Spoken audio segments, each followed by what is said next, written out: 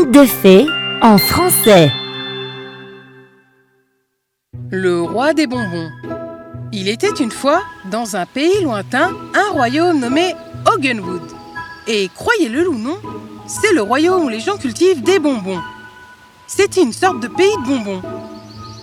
Mais tous ces bonbons n'étaient pas cultivés pour le royaume. Ils étaient en fait cultivés pour le roi de Hogenwood.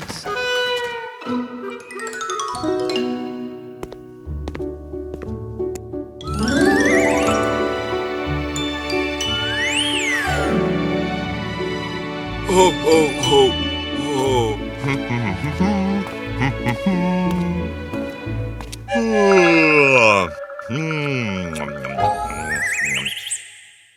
Bonjour, Votre Altesse. La spécialité du jour est le bonbon acidulé. J'espère que vous l'avez apprécié. Miam! Vous savez quoi? Prenez ça et donnez-le au chef pour avoir fait un si délicieux bonbon. Oh, absolument, Votre Altesse. Bon, le chef n'est pas là, donc il n'aura pas sa part. Voyez-vous, comme le roi n'avait jamais donné un bon exemple d'honnêteté et de travail assidu, ses sujets étaient malhonnêtes et paresseux.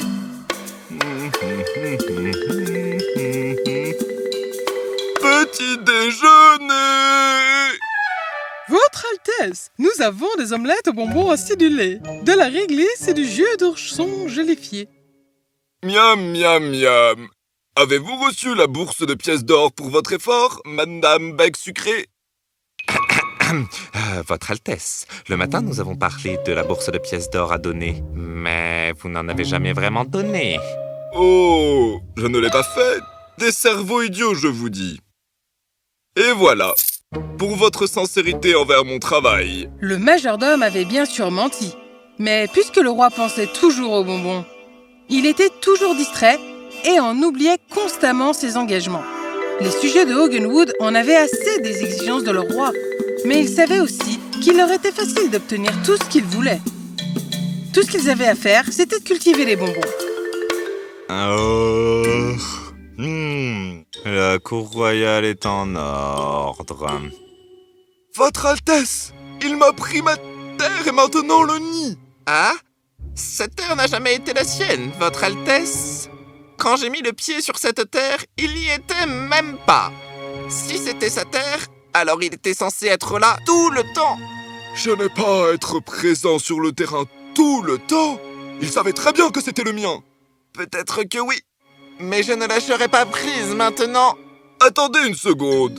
Que faisiez-vous pousser sur votre terre? Toutes sortes de fruits et de légumes. What? Et pas de bonbons? Votre Altesse, je promets de consacrer plus de la moitié de ma terre pour faire pousser des bonbons et les apporter à la cour royale. C'est l'esprit. La terre est à vous. Très bien.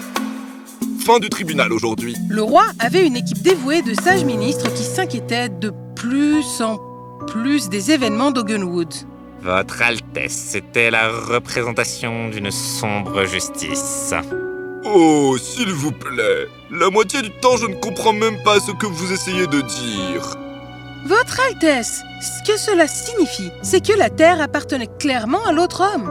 Oui, mais des bonbons!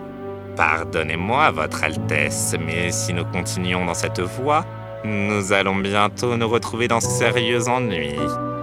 Les habitants de Hogenwood deviennent paresseux et ne travaillent pas. Le taux de criminalité a augmenté depuis qu'ils savent que le roi tranchera en leur faveur avec quelques offrandes de bonbons. Votre Altesse, il vous appelle le roi des bonbons. Oh, oh, oh, le roi des bonbons. Ouah, j'adore ça. D'accord, allez-y maintenant. Où est ma chef? Elle a promis de me faire du nougat. Les ministres repartirent sans un mot, se sentant une fois de plus vaincus par leur propre roi. Voyez-vous, quand le roi des bonbons était enfant, ses parents étaient très stricts. Ils ne le laissaient jamais avoir de bonbons quand il était enfant. Et c'est pourquoi le roi pensait maintenant que c'était son droit d'avoir autant de bonbons qu'il le voulait et que même s'il avait grandi et maintenant était un adulte, il méritait de faire des crises de colère puisque ses parents ne l'avaient jamais laissé faire. Devenu adulte et roi d'Ogenwood, le roi des bonbons blâmait toujours ses parents pour tout. Mais bientôt, il allait faire face à un problème plus important. Votre Altesse, ma chère Altesse, le grand roi de tous les temps, mon roi des bonbons, je m'incline devant vos prouesses et votre sagesse. Et qui êtes-vous? Oh, je suis juste un voyageur à la recherche d'un petit travail. J'étais seul, affamé, assoiffé quand j'ai entendu parler de cette terre qui cultive des bonbons et d'un roi qui ne mange que des bonbons. Pardonnez-moi, Votre Altesse, je sais que l'état du royaume n'est pas si bon. Mais je sais exactement ce qui ne va pas. J'en ai assez des gens qui me disent d'arrêter de manger des bonbons. J'en ai pas besoin d'un autre. Arrêter de manger des bonbons? C'est saugrenu. En fait, j'ai l'impression que vous ne mangez pas assez de bonbons, mon roi. C'est le manque de ce que vous avez toujours voulu qui vous empêche de devenir le meilleur roi de l'univers. Le roi des bonbons était si heureux que quelqu'un l'ait compris. Il embaucha immédiatement la nouvelle personne en tant que ministre personnel, bien que les autres ministres n'en soient pas satisfaits. Le nouveau ministre ne perdit pas de temps. Il continua à changer les règles du royaume et fit signer le roi des politiques aléatoires que le roi des bonbons n'avait jamais pris la peine de vérifier. La première politique était qu'aucun légume ne poussera à Ogenwood. Seuls et seulement différents types de bonbons seraient cultivés. Soudain, il y avait tellement de bonbons à stocker que les escrocs qui étaient gardés dans les donjons avaient dû être libérés. Les bonbons devaient être stockés dans les cachots, dans le grenier et même dans les poches des soldats. Les habitants de Ogenwood devinrent lentement, mais sûrement, plus paresseux et désintéressés à se déplacer. Et le roi des bonbons? Eh bien, disons simplement que le roi des bonbons dormait plus que jamais et ne pensait qu'aux bonbons. Puis un jour... Votre Altesse, le royaume de Diminicia nous défie de faire la guerre. Vraiment? D'accord. Je suppose. Nous acceptons le défi, n'est-ce pas? Et restez prêts? Où est mon nouveau ministre? Votre Altesse, il était parti. Nous avons enquêté et découvert qu'il n'était autre que le roi Eronius, le roi de Diminicia, qui nous a lancé un défi de guerre. Nous n'avons rien, Votre Altesse. Pas d'armes et aucun moyen de nous défendre. Qu'allons-nous faire? Il a emporté tout l'or. Nous sommes finis, Votre Altesse. Le roi des bonbons, pour la première fois, s'assit droit sur son trône. Il ne pouvait pas croire ce qu'il avait fait à son royaume. Comment avait-il pu laisser un étranger lui parler de tout ça? Il baissa les yeux avec embarras. Je m'excuse sincèrement auprès de tous. Vous méritez un roi qui pense à ses sujets et non à ses envies. Je me suis trompé jusqu'au bout et vous m'avez toujours supporté. Mais je vous promets que je ne laisserai pas le roi Eronius monter sur le trône en me trompant, moi et mon peuple. J'appelle à mon royaume et vous demande à tous de vous unir et de mener cette guerre. Mais nous n'avons pas d'armes. Alors il va falloir gagner par le mental. Ogenwood, sortez tous les bonbons qu'il y a. Ne laissez pas un seul ours gélifié dehors. Nous sommes prêts pour une guerre. Pour Ogenwood. Diminicia et Ogenwood se faisaient face sur le champ de bataille.